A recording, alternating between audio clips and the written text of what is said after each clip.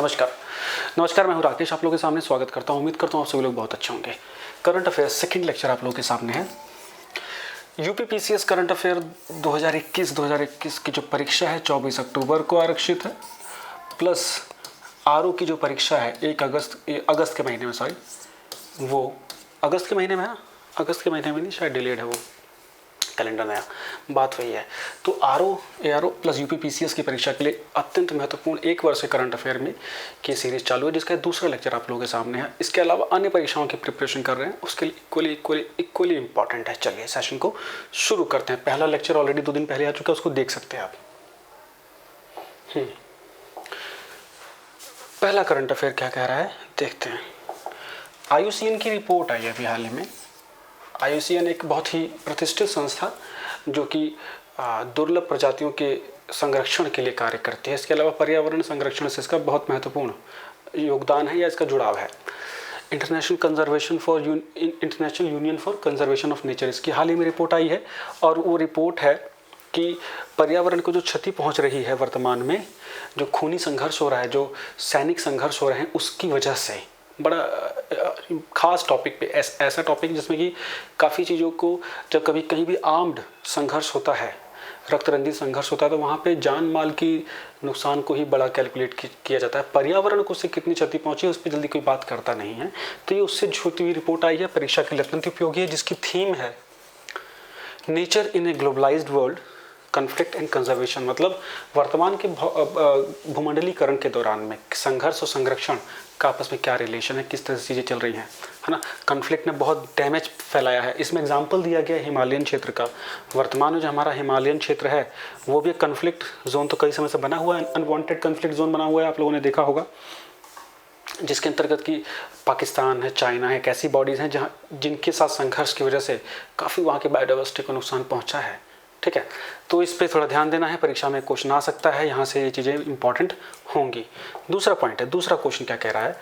अभी अचानक से जो वनस्पति या जो तेल हैं, जो सरसों के तेल और जो ऑयल सीड्स हैं, उनके द्वारा जो तेलों का निर्माण होता है, उसमें अचानक बहुत तेज़ी बेतहाशा वृद्धि हुई है। 80% से 100% तक की वृद्धि भी हो चुकी है। क्या रीज़न है इसका, साइंटिफिक तरीके से का सुने तो परीक्षा में आने वाले क्वेश्चन क्या हो सकते हैं। अभी एक और देखनी होगी कि हमारा जो मुद्रास्फीति है वो 30 वर्ष के सबसे उच्च स्तर पे 12.63 चला गया है। हमारा जो WPI इंडेक्स, जिससे कि हम महंगाई दर पता करते हैं, वो होलसेल प्राइस इंडेक्स, इसको आपको ध्यान देना है। तो इसमें बहुत बड़ा योगदान है इसका फ्यूल प्राइसेस के साथ साथ जो एडिबल ऑयल के प्राइसेस बढ़े हैं, है ना। उसमें सरसों का तेल 200 रुपये लीटर मिल रहा है ना इस समय। तो वही सब, इसके कुछ बड़े कॉज क्या हैं। एक इसका तो एक है कि मलेशिया वगैरह में जो समस्या चल रही है उसकी बात चल रही है। मलेशिया, इंडोनेशिया पाम ऑयल के बहुत बड़े एक्सपोर्टर हैं और वहाँ पे लेबर के क्राइसिस के इशू चल रहे हैं, तो वहाँ का एक बड़ा कारण हो रहा है। उसके बाद बात कि बायोफ्यूल्स में अब ये वनस्पति तेलों का और ऑयल सीड्स का यूज़ बढ़ गया है। जो जैविक ईंधन है उस पर काफ़ी काम हो रहा है। चाहे आप इथेनॉल का यूज़ बढ़ा दिया गया है 20% फ्यूल्स में, उसको देखेंगे आप, या बहुत सारे बायोफ्यूल्स का यूज़ किया जा रहा है और उसके अंदर वनस्पति तेलों का यूज़ भी होता है। तो वो भी रीज़न है कि वहाँ भी डिमांड क्रिएट हो रही है, इस वजह से प्राइसेस बढ़ रहे हैं। दूसरी बात देखिए, कॉस्टिंग बढ़ रही है, इसका कोई इसमें ये तो हो ही रहा है ना, ट्रांसपोर्टेशन तो हो ही रहा है फ्यूल प्राइसेस हाइक होने की वजह से। इसके अलावा जो कुछ कोर इश्यूज हैं, इसके अलावा कंजम्पशन भी इंक्रीज़ हो रही है। चाइना जैसे देशों में ऑयल की कंजम्पशन इंक्रीज़ हुई है, इस वजह से प्राइसेस हाइक बोले जा रहे हैं। तो यहाँ एक थोड़े से की चीज़ें देखनी जरूरी है। इसके अलावा 6 बड़े ऑयल सीड्स हैं जिनका हम ऑयल यूज़ करते हैं। ग्राउंडनट, मस्टर्ड, वनस्पति, सोया, सनफ्लावर और पाम ऑयल। जैसे पाम ऑयल में फेमस हैं इंडोनेशिया और मलेशिया, ठीक है। सोयाबीन ऑयल में यहाँ आप देखेंगे लैटिन अमेरिका के देश अर्जेंटीना प्लस ब्राज़ील। मस्टर्ड तो सरसों तो भारत में ही बहुत फेमस होती है, केरला इसका बहुत प्रमुख राज्य है, केरल, ठीक है। तो इसको थोड़ा ध्यान देके चलना है आप लोगों को। इसके अलावा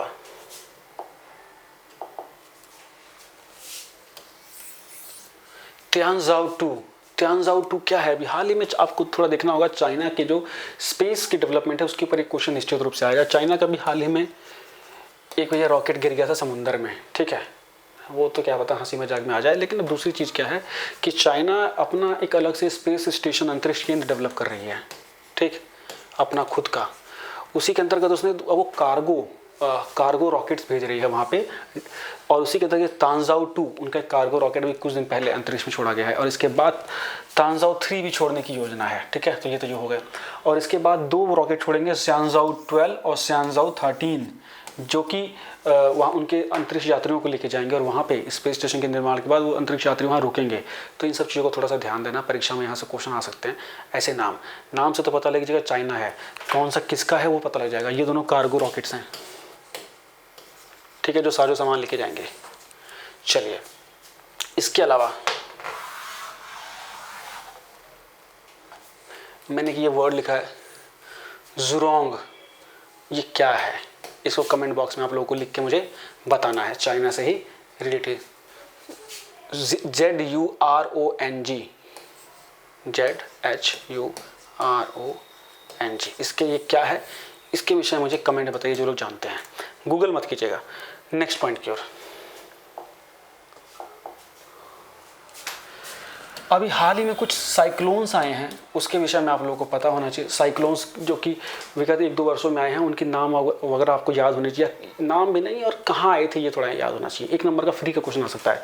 अभी जो एकदम आया था एकदम इम्पोर्टेंट, ताउते म्यांमार का नाम है, वहाँ पर एक छिपकली है, एक बड़ी फेमस छिपकली है, वोकल छिपकली है, वो ताउते बोला जाता है, वही नाम इसको दिया गया था। ठीक है, जो कि कहाँ आया था, अरब सागर के तटों पे देखा गया था, कई राज्यों में, खासतौर से गुजरात के क्षेत्र में बड़ा इसका प्रभाव रहा था, गुजरात मुंबई में 17 मई के आसपास। ठीक है, तो यहाँ ये ठीक हो गया।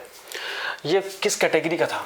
वेरी सीवियर साइक्लोनिक स्टॉर्म, बहुत ही ज़बरदस्त साइक्लोन था ये, बहुत ही भयंकर साइक्लोन था ये। इसके अलावा अगर देखें,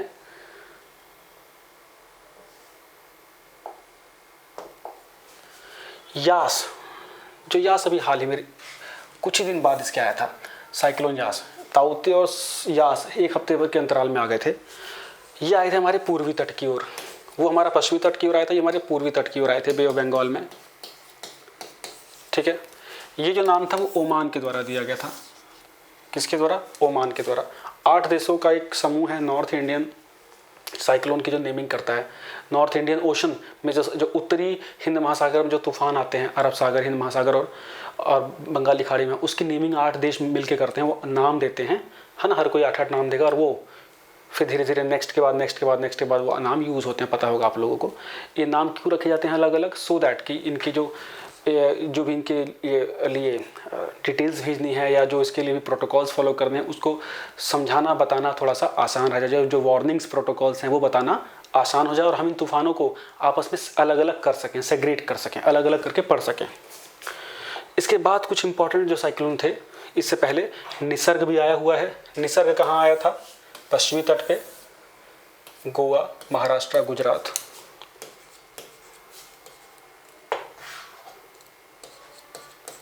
गोवा, महाराष्ट्र और गुजरात। ठीक है, इनके नाम याद रखने, जगह याद रखनी, सिंपल। अम्फन आया था लास्ट ईयर, अम्फन पूर्वी तट पे आया था, उड़ीसा, वेस्ट बंगाल इससे बड़े प्रभावित रहे थे, बहुत हैवी कैजुअलिटी नहीं हो पाई थी, मैंग्रोव वनस्पति ने रोका था तूफान को।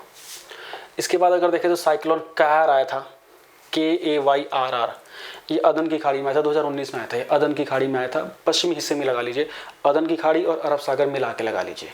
ठीक है, जिसका असर ओमान से लेके हल्का भारत तक रहा था। दूसरा ही सब रटना है, लास्ट वाला, साइक्लोन महा, भारत के हिंद महासागर में आया था। साइक्लोन वायु, मालदीव्स और इंडिया, अरब सागर के क्षेत्रों में डेवलप हुआ था, हिंद महासागर और अरब सागर के क्षेत्रों में डेवलप हुआ था। तो साइक्लोन वायु, साइक्लोन महा, फिर आपका कैर, ये सब नाम आपको थोड़े से याद रहने चाहिए। ये कैसे क्वेश्चन आ सकते हैं कि इनमें से कौन सा गलत है, या कौन सा पहले आया, कौन सा बाद आया, या कौन सा आया था इस वर्ष, इस टाइप से। ये जो साइक्लोन है ये 2019 में आए थे, इन तीनों का ध्यान देना है आप लोग को। जो लेटेस्ट आए हैं वो ताउते आया है, निसर्ग आया है और यास आया है, इन तीनों में से इंपॉर्टेंट है। फिर साइक्लोन फोनी आया था 2019 में उड़ीसा में, याद होगा आप लोगों को, FANI, फोनी, है ना। अब इसकी जो नेमिंग होती है, कई बार मैं बता चुका, फिर से बता देता हूँ। इसकी नेमिंग अलग अलग, जो विश्व के अलग अलग जो सागर होते हैं उनके लिए अलग अलग देशों के आपस में समूह बने हैं, और वही आपस में नेमिंग करते हैं। तो भारत के क्षेत्र में खासतौर से नॉर्थ इंडियन ओशन के क्षेत्र के लिए समूह बना है 8 देशों का, India, Pakistan, Bangladesh 3, Maldives 4, Oman 5, Sri Lanka 6 Thailand 7 Myanmar 8, और इनके नाम आपस में रोटेट होते रहते हैं। जैसे अगला जो तूफान आएगा वो गुलाब होगा, पाकिस्तान का नाम, ठीक है, पाकिस्तान के द्वारा दिया गया। तो इसको ध्यान देना। ये किस कौन सी संस्था के द्वारा ये संगठन बनते हैं? WMO, world meteorological organization, UN और economic and social commission for Asia and Pacific region. इन 3 संगठनों के द्वारा मिलके ये समूह एक प्रकार से ऑपरेट होते हैं प्रोटोकॉल के तहत, और ये 8 देश हैं जो कि नेमिंग डिसाइड करते हैं, ठीक है। 8 देश 8 नाम देंगे तो 64 नाम हो गए, फिर ये चलता रहेगा। जब ये खत्म हो जाएंगे तो फिर से नाम दिए जाएंगे। अब देखिए, अभी हाल ही में विश्व समुद्र दिवस मनाया गया था 8 जून को। 5 जून को पर्यावरण दिवस था, 8 जून को विश्व समुद्र दिवस था, जिसमें कि जिसकी noble National Geographic magazine publish हुई थी। उसमें बात कही गई थी कि 5वां समुद्र खोजा गया है वर्तमान में। अभी तक हमारे पृथ्वी पर 4 समुद्र थे, है ना, बड़े बड़े, उनके नाम आप लोगों को पता होंगे, Pacific ocean, Indian ocean, Atlantic ocean. तो अब ये 5वां ओशन भी खोज लिया गया है, जिसका नाम दिया गया सदर्न ओशन, दक्षिण समुद्र, है ना। ये 5वां ओशन है, और इसकी जो मूवमेंट है, इसका फ्लो है, वो किधर से किधर ऑपरेट करता है? पश्चिम से पूर्व की ओर करता है, अंटार्कटिका में, अंटार्कटिका की ओर पश्चिम से पूर्व की ओर इसका फ्लो निर्धारित किया गया है। क्लियर हो गया? अब देखिए next current affair, important current affair है। इतने अच्छे करंट अफेयर इतने कम समय में बहुत कम लोग करा पाएंगे आपको, और इनको करना आप लोगों के लिए ज़रूरी है। आप लोगों को थोड़ा देख के लग रहा होगा कि हमारे लिए इंपॉर्टेंट है कि नहीं है, लेकिन ये इंपॉर्टेंट है। इस प्रकार के क्वेश्चन थोड़े कठिन बनेंगे, तो हम जो कठिन करंट अफेयर है उसको ज़्यादा डिटेल में करेंगे। 1 लाइनर तो हम एक झटके में उड़ा देंगे मैराथन क्लास ले लेके, साथ साथ में बीच में 8 से 10 क्लास के बाद एक मैराथन क्लास ले लेंगे, जिसमें 1 लाइनर करंट अफेयर्स या कैटेगरी वाइज करंट अफेयर भी कवर हो जाएंगे। जीनोम इंडिया प्रोजेक्ट, भैया जीनोम इंडिया प्रोजेक्ट की जीनोम सीक्वेंसिंग के लिए भारत सरकार का एक प्रोजेक्ट है, भारत का एक प्रोजेक्ट है जीनोम सीक्वेंसिंग, मतलब जीनोम का एक प्रकार से पता लगा पाना, उनकी सीक्वेंसिंग करना, जिससे कि पता लगता है कि जो बीमारियां हैं वो किस प्रकार फैल रही हैं, जो वायरस से होने वाली बीमारी हैं, जैसे कोविड अभी चल रहा है, तो उनकी दवाइयों का कैसे आविष्कार किया, क्योंकि जीनोम सीक्वेंसिंग से ना कि कैसे वायरस कार्य कर रहा है, कैसे ये म्यूटेट होता है, कैसे अपना स्वरूप बदलता है, और कैसे इसके बदलाव को रोका जा सकता है, कैसे इसको नष्ट किया जा सकता है। तो इसके लिए जीनोम सीक्वेंसिंग बहुत इंपॉर्टेंट चीज़ है। भारत सरकार ने जीनोम इंडिया करके प्रोजेक्ट भी शुरू किया, जिसके अंतर्गत 10,000 लोग जो कि डिफरेंट प्रजाति के एथनिक ग्रुप्स के होंगे, समुदाय के होंगे, उनके जीनोम सीक्वेंसिंग की जाएगी, सो दैट कि इसमें उनकी रिसर्च इंप्रूव हो और कैसे जो डेडली डिजीज़ है उनको रोका जा सके, जो डेडली वायरस है उनके स्प्रेड्स को रोका जा सके। और इसके अंतर्गत अभी हाल ही में इंडिया जन प्रोग्राम शुरू किया गया। वर्तमान परिस्थितियों में देखिए क्वेश्चन आ सकता है, इंडिया जन ये क्या है? इंडिया जन प्रोग्राम क्या है? जीनोम सीक्वेंसिंग का प्रोग्राम है इंडिया का, जिसके अंतर्गत अभी 1000 लोगों का जो कि डिफरेंट एथनिक ग्रुप्स के हैं उनकी जीनोम सीक्वेंसिंग की जाएगी। ठीक है भाई, जीनोम सीक्वेंसिंग शुरू हुई थी 1999 से, थोड़ा ध्यान दीजिएगा कंसेप्ट को अगर पीछे जाने की देखें तो। और यहाँ पे कोविड के दौरान जो ये वैक्सीन्स बनी हैं, चाहे जितनी भी वैक्सीन्स बनी हैं, एक वीडियो बनाएंगे वैक्सीन्स की कि कौन सी वैक्सीन किस देश की है, जैसे कि मॉडर्ना, फाइजर अमेरिका की हैं, कोवैक्सीन एस्ट्राजेनेका की ऑक्सफोर्ड से जो आविष्कार हुआ, कोवैक्सीन जो भारत की है, भारत बायोटेक के द्वारा बनाई जाती है। अभी जैसे कोवावैक्स आ रही है, या सिनोफार्म आ गई है, या स्पुतनिक है, स्पुतनिक लाइट आ रही है, तो कई सारी वैक्सीन है। इसमें ये मैच द कॉलम करके पूछ सकते हैं, या कौन सा गलत वो भी पूछ सकते हैं, तो इसको एकदम रेडी रखिएगा। ये फ्री के नंबर है, यहाँ हमारे क्वेश्चन गलत नहीं होने चाहिए। तो ये क्वेश्चन क्लियर हो गया। इसके बाद अगर हम आगे चलने की कोशिश करें, अभी देखिए जनरल असेंबली हुई थी भाई एड्स के ऊपर, डॉक्टर हर्षवर्धन ने, हेल्थ मिनिस्टर्स की हुई थी ये, डॉक्टर हर्षवर्धन ने इसमें भाग लिया था। 75वीं जनरल असेंबली थी HIV एड्स के ऊपर, जिसमें कि रेजोल्यूशन पास किया गया बहुत ही बड़े बहुमत से, 60/260 से, कि implementation of declaration of commitment on HIV AIDS, मतलब कि ये कमिटमेंट कुछ दी गई कि क्या हमारे लक्ष्य हैं HIV एड्स को ख़त्म करने के लिए। उसके तहत ये एक सर्कुलर, या एक कह लीजिए कि एक डेटा जारी किया गया, या एक ब्लूप्रिंट जारी किया गया, है ना। भारत भी इसको अवॉइड करता है। भारत ने वहाँ पे एक तरीका सुझाया कि कैसे इंडिया का रोल है, या कैसे इंडिया सोचता है HIV एड्स को ख़त्म करने के लिए। तो इतने सोशल कॉन्ट्रैक्टिंग, है ना, for HIV AIDS, for removing HIV AIDS या इरेडिकेटिंग HIV एड्स करके। तो इस पैनल, इस प्रोग्राम की या इस प्रेजेंटेशन की काफ़ी तारीफ हुई थी वहाँ पे, कि कैसे सोशल कॉन्ट्रैक्टिंग को यूज़ किया जा सकता है इसके उन्मूलन के लिए। भारत सरकार शुरू से ही HIV एड्स के ऊपर लगातार काम करती है, जिसके बड़े बड़े इनिशिएटिव्स पास्ट में काफ़ी इम्पॉर्टेंट रहे हैं और परीक्षाओं में वहाँ से क्वेश्चन पूछे गए हैं।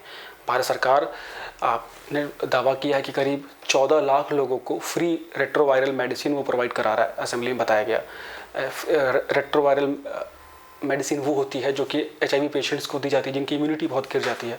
पता हो कि HIV पॉजिटिव जो इन्फेक्शस वाला व्यक्ति होता है, ह्यूमन इम्यूनो वायरस जो उसके शरीर में होता है, तो उसकी इम्यूनिटी बहुत वीक हो जाती है ना। जो उसके WBC हैं वो बहुत ज़्यादा गिर जाते हैं, 3000 काउंट्स तक वो आ जाते हैं, जिस वजह से छोटा इन्फेक्शन उनके लिए प्राणघातक हो जाता है और ज़्यादातर मृत्यु उसमें TB से होती है। बिकॉज कोई भी साधारण सी खांसी TB बन जाती है, MDR TB बन जाती है। तो ये बताया गया कि किस प्रकार से जीवन रक्षक दवाइयों का पूरा उपयोग करके उन्हें बचाने में लगे हैं। इसके साथ साथ भारत में कुछ पहले चलाए गए प्रोजेक्ट्स हैं जो कि इसको हटाने में बड़ा मदद कर रहे हैं या इससे निपटने में बहुत बड़ी भूमिका निभा रहे हैं। तो प्रोजेक्ट सनराइज ये भी किससे रिलेटेड है? HIV एड्स से रिलेटेड है। रेड रिबन HIV एड्स से भी जो पिछले एड्स डे पे इसको शुरू किया गया। इसके साथ साथ 90% बड़ा फेमस ये कंसेप्ट है जो भारत सरकार ने शुरू किया है कि भारत में ये 90% का काम किया जा रहा है। मतलब कि सबसे पहले तो 90% जो HIV पॉजिटिव लोग हैं उनको डायग्नोस कर लो, है ना। फिर उन 90% को ट्रीटमेंट अवेलेबल कराया जाए और उन ट्रीटमेंट में से 90% को किस प्रकार से बचाया जाए, ये टारगेट है। तो ये सारे प्रोजेक्ट जो हैं एड्स की प्रिवेंशन से, HIV एड्स की प्रिवेंशन के लिए बड़े चलाए गए प्रोग्रामों में से एक है। इसका एक बड़ा फेमस टेस्ट होता है एलिसा टेस्ट, पेपर में आता है कई बार एलिसा टेस्ट, जो कि HIV एड्स के लिए यूज़ होता है। ठीक है, इस वक्त छोटी सी करंट अफेयर वीडियो थी। जल्द ही करंट अफेयर वीडियो कल सुबह तक आप लोगों के सामने एक और वीडियो हाजिर होगी। तीसरी वीडियो प्लेलिस्ट में लगी हुई है, दो वीडियो हो गई। थर्ड वीडियो फटाफट आप लोगों के सामने आएगी।